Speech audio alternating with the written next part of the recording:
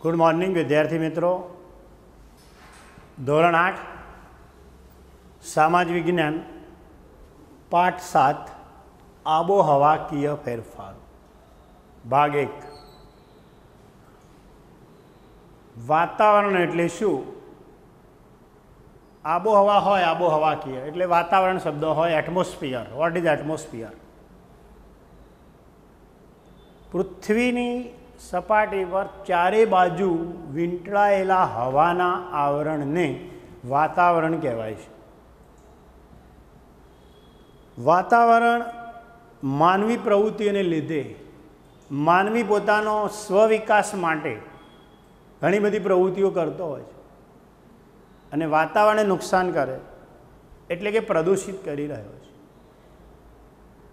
जेवा के अत्यारे उद्योगों, कारखाना, पावर स्टेशनों अने वाहनों द्वारा पुष्कळ प्रमाण में धुमाड़ो निकले छे।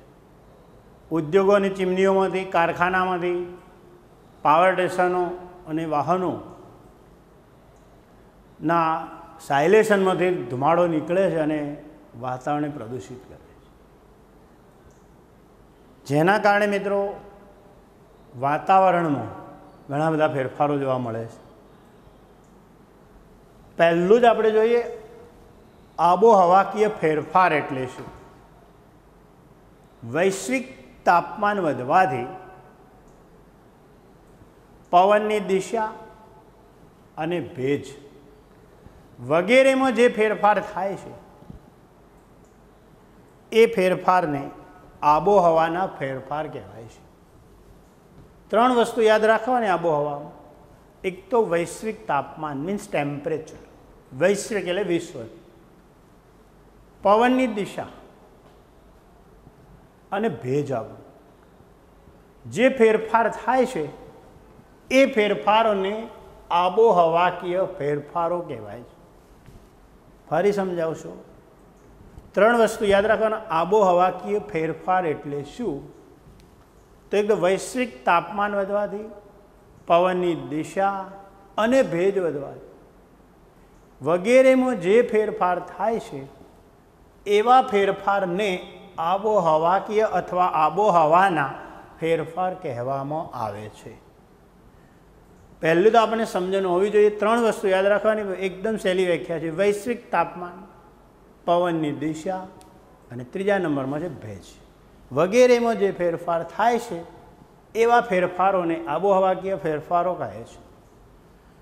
मित्रों हवामान, हवामान शब्द तमे सांभळेलो हशे कि आज हवामान खाताए आगाही आपी छे वरसादनी, गरमीनी अथवा ठंडीनी।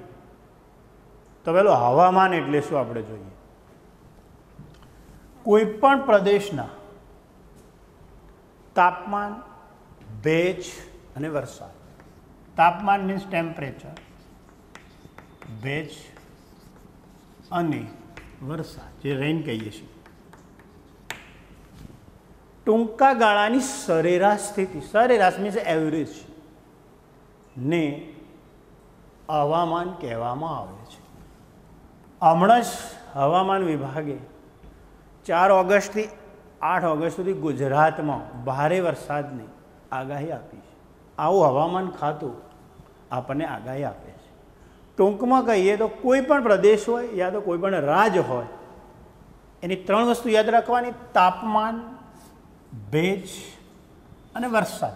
एट शॉर्ट टूंका गाळानी सरेराश स्थिति, सरेराश मीन्स एवरेज स्थिति ने हवामान कहे छे। हवामान विषे आपने खबर होय छे। आखो आपणो हवामान विभाग अलग छे अने हवामान विभाग वरसादनी, गरमीनी अने ठंडीनी आगाही करती होय छे। तापमान, कोईपण प्रदेशना तापमान, भेज अने वरसादनी टूंका गाळानी, लांबा गाळानी, टूंका गाळानी सरेराश स्थिति एटले हवामान कहेवाय छे। तो आ हवामान विषे આપણે જોઈએ છીએ। હવામાન ठंडी કેટલી પડે છે, કેટલી ગરમી પડે છે, મુખ્ય શહેરો જે હોય છે એ શહેરોનું પણ તાપમાન આપણે સમાચારમાં જોતા હોય। બીજો શબ્દ આવો નવો છે આબોહવા। આબોહવા એટલે શું? ક્લાઇમેટ જેને કહીએ છીએ. કોઈપણ પ્રદેશના 35થી વધારે વર્ષોના 35 યર્સ 35 વર્ષોથી વધારે વર્ષોના તાપમાન, ભેજ અને વરસાદની લાંબા ગાળાની સ્થિતિ એટલે મિત્રો કહેવાય છે આબોહવા. ફરી બોલું છું, હવામાન અને આબોહવામાં ફરક છે. હવામાન કેવું હોય તો કોઈ પણ પ્રદેશના તાપમાન, ભેજ અને વરસાદની ટૂંકા ગાળાની, ટૂંકો શબ્દ ખાસ લખો નું સરેરાશ શબ્દ પણ ખાસ લખો, સ્થિતિને હવામાન કહેવાય છે. આબોહવા કોઈ પણ પ્રદેશના 35 વર્ષથી વધારે વર્ષોના 35 વર્ષોથી વધારે વર્ષોના તાપમાન, ભેજ અને વરસાદની લાંબા ગાળાની સરેરાશ સ્થિતિને 35 વર્ષ આવી ગયેલે લાંબો ગાળો શબ્દ આવી ગયો, પણ સરેરાશ સ્થિતિ શબ્દ લખવો પડે. ફરીથી બોલું છું, આબોહવા એટલે શું? કોઈ પણ પ્રદેશના 35 વર્ષથી વધારે વર્ષોના તાપમાન, ભેજ અને વરસાદની સરેરાશ સ્થિતિને આબોહવા કહે છે. ટૂંકમાં હવામાન હોય કે આબોહવા હોય, ત્રણ શબ્દો યાદ રાખવાના: ટેમ્પરેચર, ભેજ, રેન, વરસાદ, જેનાથી આપણે વ્યાખ્યા લખવામાં સરળતા રહે છે. એના પછી મિત્રો green house effect. Green house effect એટલે શું? તો સૂર્યના કિરણોની સાથે, સૂર્યના કિરણો જે પૃથ્વી પર આવતા 8 મિનિટ લાગે છે, એ સૂર્યના કિરણોની સાથે ગરમી વાતાવરણમાં આવ્યા પછી પૃથ્વી પર અથડાઈને પરાવર્તન પામી પાછી અવકાશમાં જવા ન દેવાય એવી સ્થિતિને ગ્રીન હાઉસ ઇફેક્ટ કહેવામાં આવે છે. ફરી બોલું છું, આ વ્યાખ્યાઓ છે મોટાભાગે આ ચેપ્ટરને: હવામાન, આબોહવા, ગ્રીન હાઉસ ઇફેક્ટ. સૂર્યના કિરણોની સાથે આવતી ગરમીને વાતાવરણમાં આવ્યા પછી પૃથ્વી પર અથડાઈને પરાવર્તન પામી પાછી અવકાશમાં ન જવા દેવાય એવી સ્થિતિને ગ્રીન હાઉસ ઇફેક્ટ કહે છે. પરાવર્તન શબ્દ સાયન્સમાં તમારે આવતો હોય, કોઈ પણ વસ્તુ અથડાઈને પાછી જાય છે એવી વસ્તુને પરાવર્તન કહેવાય છે. ફરી બોલું છું, ગ્રીન હાઉસ ઇફેક્ટ. સૂર્યના કિરણોની સાથે આવતી ગરમી વાતાવરણમાં આવ્યા પછી પૃથ્વીને અથડાઈને પરાવર્તન પામી પાછી અવકાશમાં જવા ન દેવાય, પાછી અવકાશમાં ન જવા દેવાય એવી સ્થિતિને ગ્રીન હાઉસ ઇફેક્ટ કહેવાય છે. મિત્રો ખાસ કરીને ટુંડ્ર પ્રદેશ જો કહેવાય છે આપણો, અતિશય ઠંડો પ્રદેશ ઓસ્ટ્રેલિયા છે, એવા પ્રદેશોમાં સૂર્યનો તાપ બહુ ઓછો અનુભવાય છે, જેના કારણે છોડ, શાકભાજી અને વૃક્ષો, છોડ, શાકભાજી, વેજીટેબલ અને ફળોનો વિકાસ અથવા વૃક્ષોનો વિકાસ થતો નથી.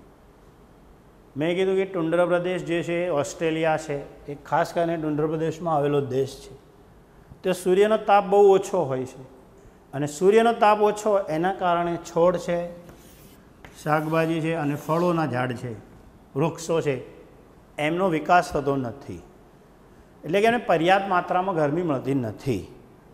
અને પર્યાપ્ત માત્રામાં ગરમી મળી રહે એટલા માટે કૃત્રિમ વ્યવસ્થા કરવામાં આવે છે.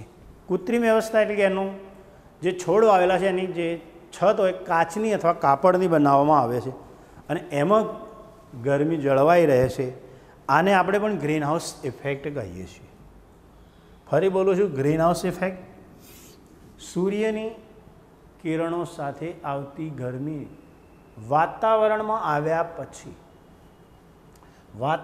આવ્યા પછી પૃથ્વી પર અથડાઈને પરાવર્તન પામી પાછી અવકાશમાં ન જવા દેવાય એવી સ્થિતિને ગ્રીન હાઉસ ઇફેક્ટ રહે છે.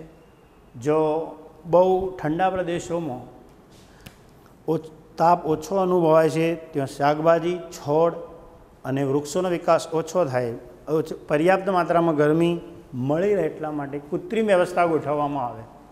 અને કૃત્રિમ વ્યવસ્થા માટે કાચ કે કાપડની છત રાખવામાં, કાચ હોય અથવા કાપડની છત રાખવામાં આવે છે, જેના કારણે નીચે ગરમી જળવાઈ રહે છે. આને આપણે કહીએ છીએ ગ્રીન હાઉસ ઇફેક્ટ કહીએ છીએ. મિત્રો, ખાસ કરીને આબોહવામાં કેટલીક જગ્યાએ રણ પ્રદેશ હશે અને રણ પ્રદેશમાં સૂકા પ્રદેશ હોય છે. બીજા નંબરમાં બહુ ઠંડી પડતી હોય છે, હિમવર્ષા થયેલી હોય છે. કેટલીક જગ્યાએ પ્રમાણસર વરસાદ હોય તો વૃક્ષોનો વિકાસ સારો થયેલો હોય છે આબોહવાને કારણે. અને કેટલીક જગ્યાએ જળ રાશિ હોય, દરિયા કિનારો હોય અથવા નદી કિનારો હોય તો વૃક્ષોનો વિકાસ થયેલો હોય છે. નેક્સ્ટ મુદ્દો જોઈએ તો ગ્લોબલ વોર્મિંગ, જેને વૈશ્વિક તાપ વૃદ્ધિ પણ કહેવાય છે. ગ્લોબલ વોર્મિંગ એટલે શું? ગ્લોબલ વોર્મિંગ એટલે સૂર્યના અને પૃથ્વીના વાતાવરણને ગરમ કરનારી ગ્રીન હાઉસ ઇફેક્ટ એટલે જ મિત્રો ગ્લોબલ વોર્મિંગ કહેવાય છે. ફરી બોલું છું, પૃથ્વીના વાતાવરણને ગરમ કરનારી ગ્રીન હાઉસ ઇફેક્ટ. અને ગ્રીન હાઉસ ઇફેક્ટ મેં તમને સમજાવ્યું કે ગ્રીન હાઉસ ઇફેક્ટ એટલે શું. પૃથ્વીના વાતાવરણને ગરમ કરનારી ગ્રીન હાઉસ ઇફેક્ટ એટલે કહેવાય છે ગ્લોબલ વોર્મિંગ. પૃથ્વીના વાતાવરણ જે છે, આપણે વાતાવરણને ગરમ કરે મીન્સ વાયુ એટલે કે CO2 વાયુ, કાર્બન ડાયોક્સાઇડ વાયુ પ્રમાણ વધે અને વધે એટલે ગરમીનું પ્રમાણ વધે છે, એટલે ગ્લોબલ વોર્મિંગ થાય છે, જેના કારણે આપણે ગરમી પુષ્કળ પ્રમાણમાં પડે છે, વધારે ગરમી પડે. ફરી બોલું છું, ગ્લોબલ વોર્મિંગ એટલે શું? ગ્લોબલ વોર્મિંગનો મતલબ થાય છે પૃથ્વીના વાતાવરણને ગરમ કરનારી ગ્રીન હાઉસ ઇફેક્ટ. અગાઉ પણ મેં કીધું કે ગ્રીન હાઉસ ઇફેક્ટ એટલે શું, બરાબર? એટલે ગ્રીન હાઉસ ઇફેક્ટ આપણને ખબર પડવી જોઈએ કે ગ્રીન હાઉસ ઇફેક્ટ એટલે શું. ગ્લોબલ વોર્મિંગમાં એક જ વ્યાખ્યા સહેલી છે એકદમ, કે પૃથ્વીના વાતાવરણને ગરમ કરનારી ગ્રીન હાઉસ ઇફેક્ટ. મિત્રો, ગ્લોબલ વોર્મિંગનો તમારે એક અનુભવ કરવો હોય તો ખાલી 10 મિનિટ ધાબળો ઓઢીને સૂઈ જવાનું અને તમે જોશો ને થોડી વાર પછી 10 મિનિટ પછી આખો પરસેવો થઈ જશે. બસ એ જ ગ્લોબલ વોર્મિંગમાં છે. એટલા માટે ગ્લોબલ વોર્મિંગ જે વાતાવરણ જે છે એને ગરમ કરનારી ગ્રીન હાઉસ ઇફેક્ટ. આ ગ્રીન હાઉસ ઇફેક્ટ એમાં કેટલાક વાયુઓ છે એ પછી જોઈએ છીએ, પણ કહેવાનો મતલબ એ છે કે ગ્લોબલ વોર્મિંગ એટલે શું, તો આપણને ખબર પડવી જોઈએ કે પૃથ્વીના વાતાવરણને ગરમ કરનારી ગ્રીન હાઉસ ઇફેક્ટ કહેવાય. મિત્રો, આપણે ચા પીએ શાકભાજીમાં, બરાબર? ચામાં ખાંડ કેટલી નાખવી? વધારે ખાંડ પડી જાય તો ચા મીઠી બની જાય. શાક વધારે મીઠું પડી જાય તો મોળું બને છે, બરાબર? તો શું થાય, આપણને વધારે મીઠી હોય, વધારે ખારું હોય તો આપણને ભાવતું નથી. એ જ રીતે આવું જ છે, પૃથ્વીના વાતાવરણમાં વાયુઓનું પ્રમાણ સંતુલિત છે, પણ જો કોઈ વાયુનું પ્રમાણ વધી જાય, CO2 વાયુ એટલે કે કાર્બન ડાયોક્સાઇડ પ્રમાણ વધી જાય, તો મિત્રો આપણે જેમ શાકમાં જેમ મીઠું વધારે પડી જાય તો ખારું થાય છે, તો આપણને ભાવતું નથી. તો એમ વાતાવરણ પણ વાયુનું પ્રમાણ સંતુલિત હોય, પણ જો કાર્બન ડાયોક્સાઇડ વાયુનું પ્રમાણ વધી જાય, કારણ કે કાર્બન ડાયોક્સાઇડ એ જે વાયુ છે એ બધા વાયુમાં સૌથી ભારે વાયુ અને લગભગ એ વાતાવરણ નીચલા સ્તરમાં વધુ જોવા મળે છે અને ગરમ વાયુ છે, એટલે પૃથ્વીને આજુબાજુ જે એને ગરમ રાખે એટલે ગરમી વધારે પડે છે. એટલા માટે આ ગ્લોબલ વોર્મિંગનો મુખ્ય વાયુ છે CO2 વાયુ. બીજા વાયુઓ પણ છે, મેન CO2 વાયુ વધારે છે, એટલે CO2 વાયુનું પ્રમાણ વધવાથી આપણે ગ્લોબલ વોર્મિંગની સમસ્યા ઊભી થતી હોય છે. છેલ્લે હવે આપણે જોઈએ તો બદલાતી આબોહવા, ક્લાઇમેટ ચેન્જ. સામાન્ય રીતે આપણે શિયાળો નવેમ્બર, ડિસેમ્બર, જાન્યુઆરી, ફેબ્રુઆરી, શિયાળામાં ઠંડી પડતી હોય, મજા આવે છે. ઉનાળો માર્ચથી એપ્રિલ, મે, જૂન સુધી હોય છે, ગરમી વધારે પડતી હોય છે. ચોમાસું ખાસ કરીને જૂન, જુલાઈ, ઓગસ્ટ ને સપ્ટેમ્બર આ રીતે સામાન્ય રીતે હોય છે. પણ અત્યારે તમે જુઓ છો કે વધારે શિયાળામાં અતિશય ઠંડી પડે છે, ઉનાળામાં અતિશય ગરમી પડે, ચોમાસામાં વરસાદ પડવાને બદલે અત્યારે તમે જુઓ છો હાલ જ અતિશય ગરમી પડે છે. આ બધું કારણ જ છે બદલાતી આબોહવા. અત્યારે ઘણી બધી આબોહવા બદલાય છે. શિયાળામાં પણ તમે જુઓ તો શિયાળો હોય એટલે ઠંડી ન પડે, ઉનાળો હોય એટલે ગરમી ન પડે, અત્યારે ચોમાસામાં વરસાદ હોય તો ગરમી કેટલી પડે છે, પુષ્કળ પડે છે. આ બધું એનું કારણ છે બદલાતી આબોહવા. એનું મુખ્ય કારણ ગ્લોબલ વોર્મિંગ છે આપણું. અને ગ્લોબલ વોર્મિંગને કારણે અથવા તો એના કારણે બદલાતી આબોહવાને કારણે અત્યારે વર્તમાનપત્રોમાં ઘણી તમે સમાચાર વાંચતા હશો કે પશ્ચિમ યુરોપમાં સરેરાશ 5 સેલ્સિયસ તાપમાનનો વધારો, ગરમીનો અનુભવ. દાર્જિલિંગમાં 14 સેલ્સિયસ મહત્તમ તાપમાન 25 સેલ્સિયસ સુધી પહોંચ્યું 2009 સુધી. 14 હતું એની જગ્યાએ કેટલું પહોંચ્યું? 28 સેલ્સિયસ. અત્યારે ઘણું બધું ક્લાઇમેટ ચેન્જ થઈ ગયું છે. અત્યારે ઘણું બધું આબોહવા ચેન્જ થઈ ગઈ છે. રણમાં હિમવર્ષા થાય. બોલો, રણ પ્રદેશમાં જાઓ, ડેઝર્ટમાં ક્યારેય વરસાદ હોય જ નહીં, તો એની જગ્યાએ હિમવર્ષા થાય તો વરસાદ વધારે પડે.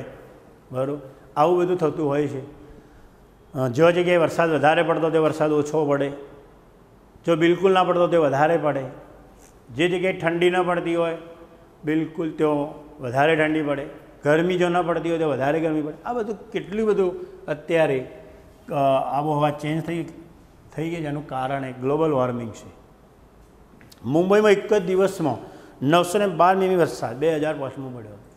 તમે જુઓ છો ત્યારે ધોધમાર. આપણે જો બનાસકાંઠામાં 2017માં ધોધમાર વરસાદ પડ્યો.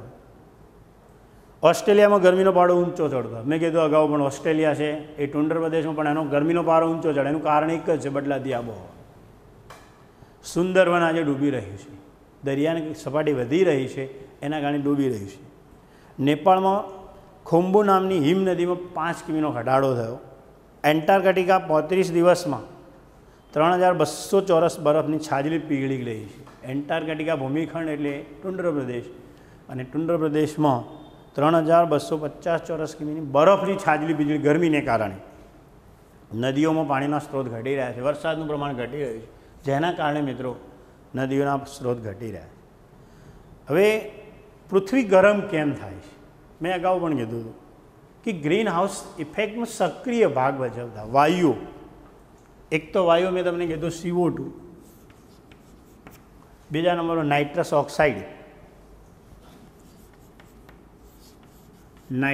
ઓક્સાઇડ, મિથેન, અને એક છે CFC વાયુ, ક્લોરોફ્લોરોકાર્બન, CFC, અને એક હેલોકાર્બન. આટલા વાયુ સક્રિય ગ્રીન હાઉસ વાયુ તરીકે ઓળખવામાં આવે છે. આમનું પ્રમાણ વધે એટલે પરિવર્તન મીન્સ આબોહવામાં ક્લાઇમેટ ચેન્જ થતું હોય છે. આ બધા વાયુઓ છે. CO2 કાર્બન ડાયોક્સાઇડ વાયુ.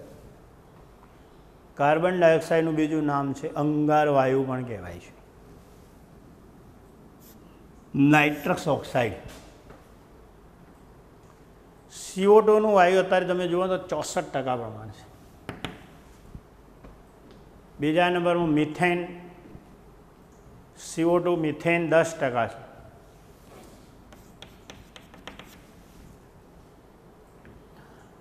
ક્લોરોફ્લોરોકાર્બન 65%, CFC ક્લોરોફ્લોરોકાર્બન, અને હેલોકાર્બન જેનું 0.5%. પૃથ્વી ગરમ કેમ થાય છે? મેં કીધું કે ગરમી કેમ પડે, તો ગ્રીન હાઉસ ઇફેક્ટમાં સક્રિય ફાળો આપતા વાયુ મુખ્યત્વે કાર્બન ડાયોક્સાઇડ વાયુ, જેનું પ્રમાણ વધી રહ્યું છે.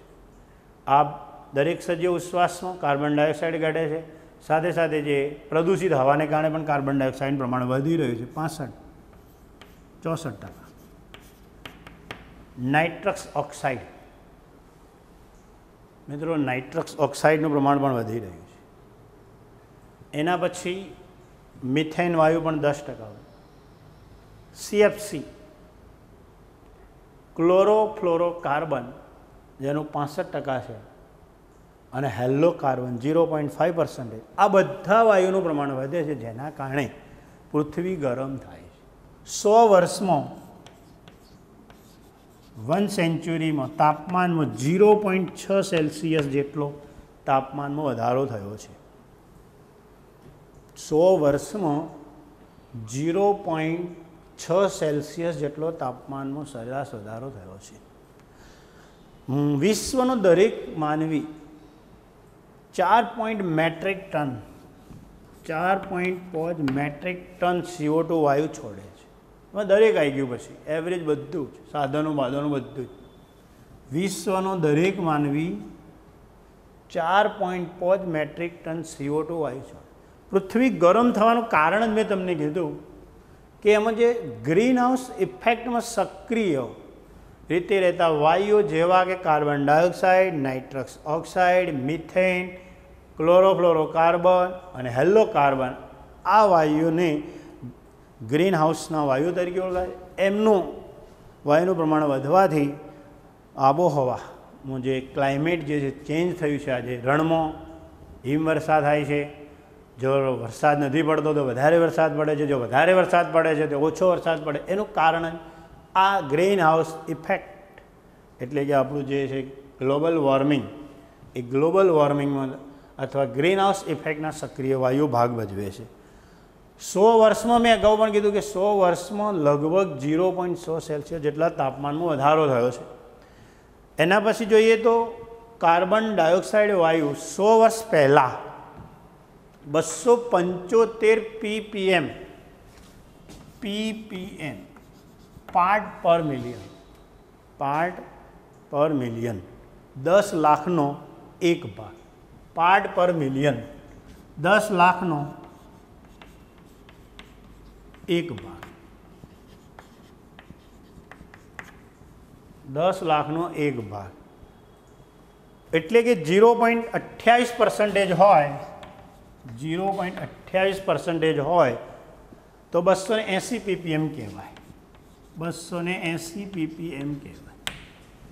ફરી બોલું છું, CO2 વાયુ, કાર્બન ડાયોક્સાઇડ વાયુ 100 વર્ષ પહેલાં 275 ppm હતો, જે આજે કેટલા ppm સુધી પહોંચ્યો છે? 350 ppm પહોંચ્યો છે. 350, આટલો બધો વધારો થઈ રહ્યો. પહેલું તો આપણે ppm ખબર હોવી જોઈએ, પાર્ટ પર મિલિયન, 10 લાખનો એક ભાગ, એટલે કે 0.28% હોય એટલે કે 280 ppm કહેવાય. એટલે કે 100 વર્ષ પહેલાં 275 ppm હતો, એ આજે 350 ppm જેટલો પહોંચ્યો છે કાર્બન ડાયોક્સાઇડ વાયુ. બીજા નંબરમાં જોઈએ તો અત્યારે ઘણા બધા પૃથ્વીને ગરમ કરવા કેટલાક જવાબદાર પરિબળો છે. આપણે જે થર્મલ પાવર સ્ટેશન 200 મેગાવોટ હોય તો 9 લાખ ટન ગ્રીન હાઉસ વાયુનું ઉત્સર્જન કરે છે વર્ષમાં. મોટર કાર વાર્ષિક 17 કરોડ ટન ઉત્પન્ન કરે છે. એસી આપણું 2 કલાક એવરેજ ચાલુ રાખીએ 24 કલાકમાં તો 2230 કિલોગ્રામ. ટીવી દરરોજનું 190 કિગ્રા, ટ્યુબલાઇટ આપણી 88 કિગ્રા, કમ્પ્યુટર ચાલુ રાખીએ 24 કલાકમાં તો 130 કિગ્રા, અને ફ્રીજ આપણું એ 920 કિગ્રા. ગ્રીન હાઉસ ઇફેક્ટમાં જે અસર કરતા વાયુઓનું શું કરે છે? ઉત્સર્જન કરે છે, ઉત્પન્ન કરે છે, જેના કારણે ગ્રીન હાઉસ વાયુનો ઉત્પન્ન કરે એટલે બદલા આબોહવા આખી બદલાઈ જાય. આબોહવા આખી બદલાઈ જાય એટલે ગ્લોબલ વોર્મિંગની સમસ્યા ઊભી થાય, વૈશ્વિક તાપમાન વૃદ્ધિ થાય છે. આ બધું કારણ એક જ છે, થર્મલ પાવર સ્ટેશન હોય, મોટર કાર હોય, આપણી એસી હોય. આપણે એસી રોજ ચાલુ રાખીએ તો આપણે એવરેજમાં 2230 કિગ્રા વાયુનું ઉત્સર્જન થાય છે. ગ્રીન હાઉસ ઇફેક્ટમાં ઉત્સર્જન અરે વાયુ CO2, નાઇટ્રસ ઓક્સાઇડ, મિથેન, હેલોકાર્બન અને ક્લોરોફ્લોરોકાર્બન વાયુનું ઉત્સર્જન થાય છે. કમ્પ્યુટર હોય, ટ્યુબલાઇટ હોય, ટીવી હોય, પંખો હોય, બધાનું ઉત્પન્ન થાય છે. વર્લ્ડ મિટીઓરોલોજીકલ ઓર્ગેનાઇઝેશન WMO, જે વિશ્વ હવામાન સંસ્થા કહેવાય છે, એ જણાવે છે કે 1850થી આજ સુધી એટલે કે 2008 સુધી સમુદ્ર અને જમીન વચ્ચે સરેરાશ 0.31 સેલ્સિયસ તાપમાન હતું. ફરીથી બોલું છું, WMO વિશ્વ હવામાન સંસ્થા, ઇંગ્લિશમાં કહેવાય છે વર્લ્ડ મિટિયોરોજિકલ ઓર્ગેનાઇઝેશન. વર્લ્ડ એટલે ડબલ્યુ, મિટિયોલોજિકલ એટલે એમ, અને ઓર્ગેનાઇઝેશન એટલે સંસ્થા. વર્લ્ડ એટલે વિશ્વ, મિટિયોલોજિકલ એટલે હવામાન, અને ઓર્ગેનાઇઝેશન એટલે સંસ્થા. આ એવું કહે છે કે 1850થી 2008 સુધી સમુદ્ર અને જમીન વચ્ચેનું સરેરાશ તાપમાન 0.31 સેલ્સિયસ હતું તાપમાન, જે આજે 1961થી અને 1950ના ગાળાના તાપમાન કરતો પણ વધારે છે. 90ના ગાળાના તાપમાન કરતો પણ વધારે હતો. મિત્રો, મિથેન વાયુ 1750માં 315 ppm હતો, જે 2005માં 1764 ppm થયો છે. મિથેન વાયુ વિચાર કરો તમે કે કેટલો હતો. 1750માં 315 ppm, જે આજે 1764 ppm, કેટલો બધો વધારો થયો છે જોઈ શકો. પાર્ટ પર મિલિયન. નાઇટ્રસ ઓક્સાઇડ મિત્રો ખાસ કરીને દરેક વ્યક્તિ લગભગ પ્રતિદિન એટલે કે દરરોજ જે વસ્તુનું ગ્રહણ કરે છે 80% વાયુઓ હોય છે. જે ગ્રહણ કરે છે પ્રતિદિન દરરોજ એ મોટાભાગે વાયુઓ હોય છે. એ વ્યક્તિ લગભગ 22,000 વખત શ્વાસ લે છે, અને એ વ્યક્તિ પ્રતિદિન ઓક્સિજનયુક્ત વાતાવરણમાંથી 16 કિલોગ્રામ વાયુ સેવન કરે છે. લગભગ 22,000 વખત વ્યક્તિ શ્વાસ લે છે અને વાતાવરણમાંથી 16 કિલોગ્રામ બરાબર ઓક્સિજન વાયુનું સેવન કરે છે. ખાસ કરીને મિથેન વાયુમાં ઉત્સર્જન કરતા હોય તો પશુઓનો ઉચ્છ્વાસ અને ચયાપચયની. પશુઓ જે ઉચ્છ્વાસ કરે છે એમાં મિથેન વાયુ 14 કરોડ ટન ઉત્પન્ન થાય છે. ડાંગરની ખેતી એટલે કે ચોખાની ખેતી 15 કરોડ ટન, અને સેન્દ્રિય કચરો જે સડે છે, આપણે જે કચરો નાખીએ જે સડે છે એમાંથી 7 કરોડ ટન મિથેન વાયુ ઉત્પન્ન થાય છે, જેના કારણે વાયુનું સતત પ્રમાણ વધી રહ્યું છે. આ મિથેન વાયુ. CO2 વાયુ જોયો આપણે, મિથેન જોયો, નાઇટ્રસ ઓક્સાઇડ બરાબર. અને હવે જોઈએ આપણે છેલ્લો પોઈન્ટ. નાઇટ્રસ ઓક્સાઇડ તો કશું નહીં, 270 જે ppm હતો બરાબર, એ 270 ppmથી આજે લગભગ 315 ppm જેટલો, 319 ppm જેટલો થયો છે. છેલ્લો પોઈન્ટ જોઈએ, ક્લોરોફ્લોરોકાર્બન, જેને CFC વાયુ કહેવાય છે. CFC વાયુ, ક્લોરોફ્લોરોકાર્બન.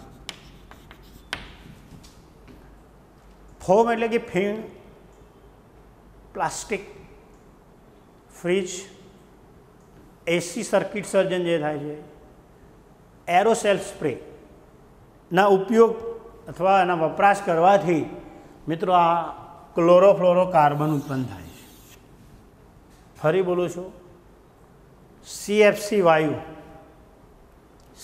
વાયુ foam, plastic, fridge, AC circuit surgeon, aerosol spray, એના ઉપયોગથી CFC વાયુમાં વધારો થાય છે. હવે એરોસેલ એટલે શું? એરોસેલ નવો શબ્દ તમારો. એક માઇક્રોફોનથી 10 માઇક્રોફોન આકાર ધરાવતા હોય સૂક્ષ્મ કણોને એરોસેલ કહેવાય છે. ફરી બોલું છું, એરોસેલ એટલે શું? એક માઇક્રોફોનથી 10 માઇક્રોફોન આકાર ધરાવતા સૂક્ષ્મ કણોને એરોસેલ તરીકે ઓળખવામાં આવે છે. ફરીથી ખાસ કરીને ક્લોરોફ્લોરોકાર્બન એ foam, plastic, fridge, AC circuit, એરોસેલના ઉપયોગથી CFCમાં વધારો થયો છે, ક્લોરોફ્લોરોકાર્બનમાં વધારો થયો. એરોસેલ એટલે શું આપણને ખબર પડવી જોઈએ કે 1 માઇક્રોફોનથી 10 માઇક્રોફોન ધરાવતા સૂક્ષ્મ કણોને એરોસેલ કહેવામાં આવે છે.